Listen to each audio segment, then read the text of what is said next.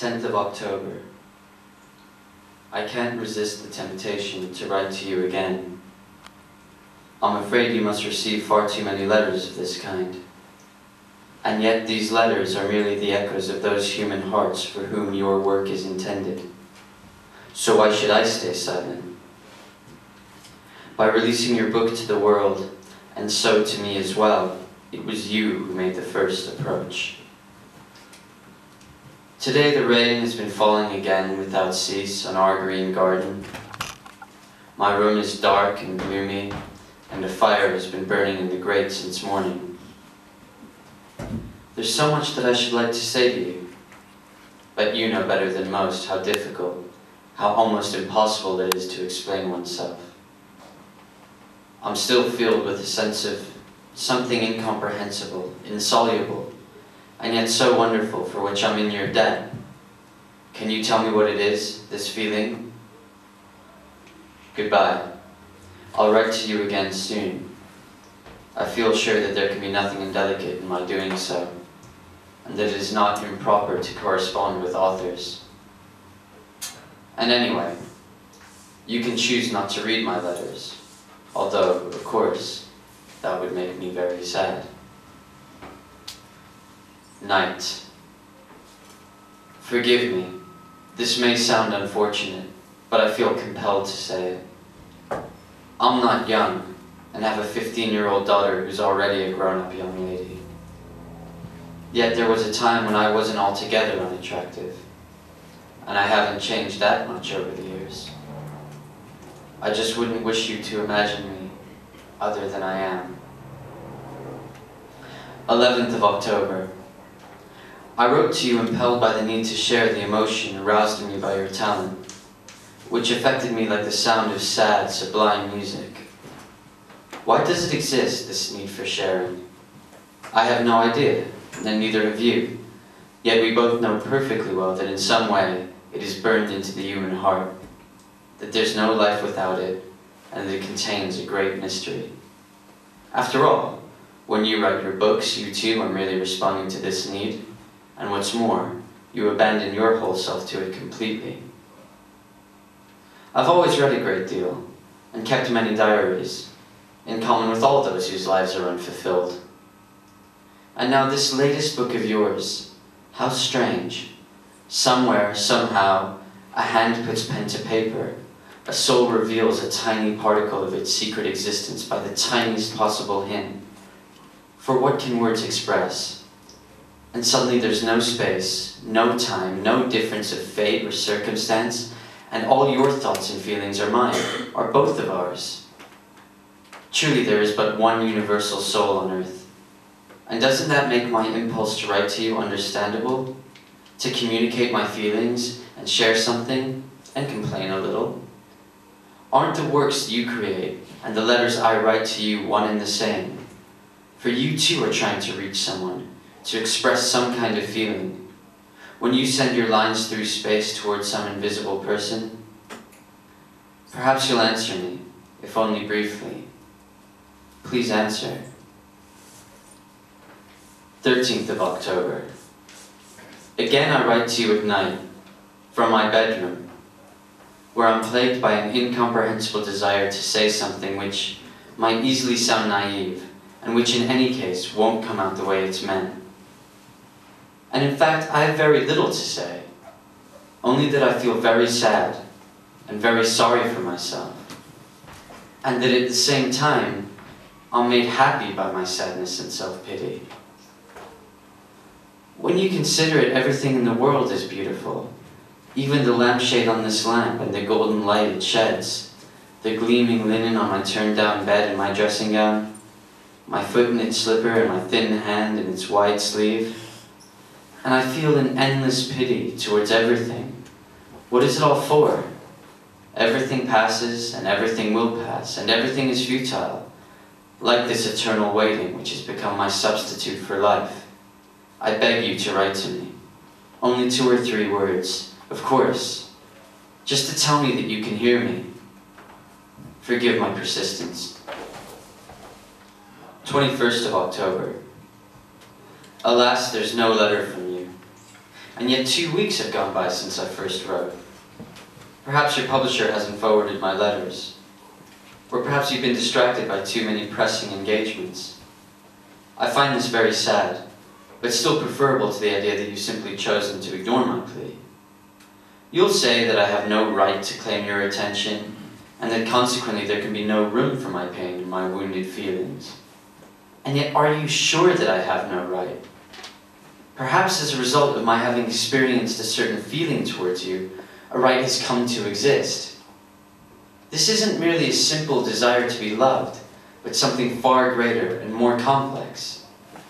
The love I feel for something, or someone, becomes part of my being, but I can't explain it adequately to you. I only know that this is the way human beings have always reacted, and always will. Be that as it may, there's still no reply from you, and I'm writing to you again. I suddenly invented the idea that you were somehow close to me, although, again, was it only an idea? And believing in my own invention, I began stubbornly to write. And I already know that the more I write, the more urgent my need to write will become, because some sort of link between us will go stronger all the time. I can't imagine you at all. I can't even visualize your physical appearance. So who is it that I'm writing to? Myself? It doesn't matter. After all, I too am you. Night. Could it be you haven't written to me because you find me too abstract? If so, I'll give you a few more details about my life. I've been married for 16 years. My husband is French. I met him one winter on the French Riviera, married him in Rome, and after our honeymoon trip to Italy, we came here to settle forever. Because of my husband's position, I'm often required to go out in society, to receive and return visits, and attend dinners and evening functions. Yet I have no friends, male or female.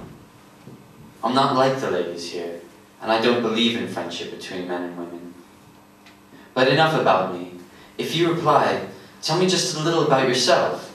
What are you like? Where do you live? Do you prefer Shakespeare or Shelley? Goethe or Dante? Are you fond of music? And if so, which kind? 1st of November. Still no letter from you. What torture. Torture so great that at times I curse the day and the hour when I decided to write to you. And worst of all, there's no escape. However much I may tell myself that there'll be no letter, and there's nothing to wait for, I still find myself waiting. Who can guarantee to me that a letter won't arrive? If only I knew that for sure, that you'll never write, I'd be happy even with that.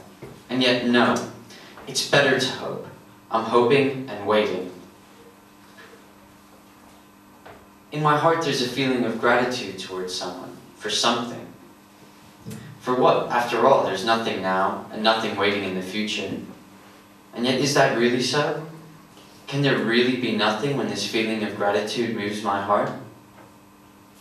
And I also thank you for having given me the opportunity of inventing you. You'll never know me, and never meet me, but even in that I find much melancholy beauty. And maybe it's just as well that you don't write, that you haven't written a single word to me, and that I can't imagine you in the flesh.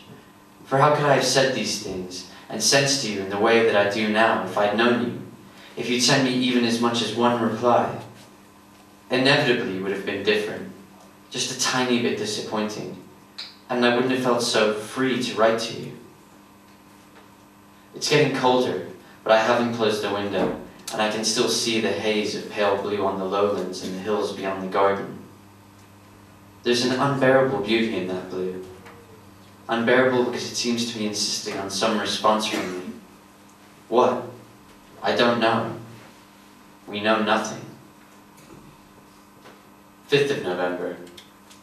All this is like a diary, and yet not quite, because now I have a reader, if only an imaginary one. 8th of November. 3 o'clock, and it's already quite dark from the fog and the rain. and we are expecting friends for tea at 5. I'm already dressed as if I'm about to go on stage. I await the moment when I have to say all the right things, become charming, vivacious, solicitous, and only a little pale, something that can easily be explained by this dreadful weather. And in my finery I seem to have become much younger. I'm ready to burst into tears at any minute, and feel as if I'm my own daughter's elder sister. For I've been through something strange, something akin to being in love. With whom? Because of what? Farewell. I'm no longer waiting for anything. I say this with total sincerity. 10th of November. Farewell, my mysterious friend.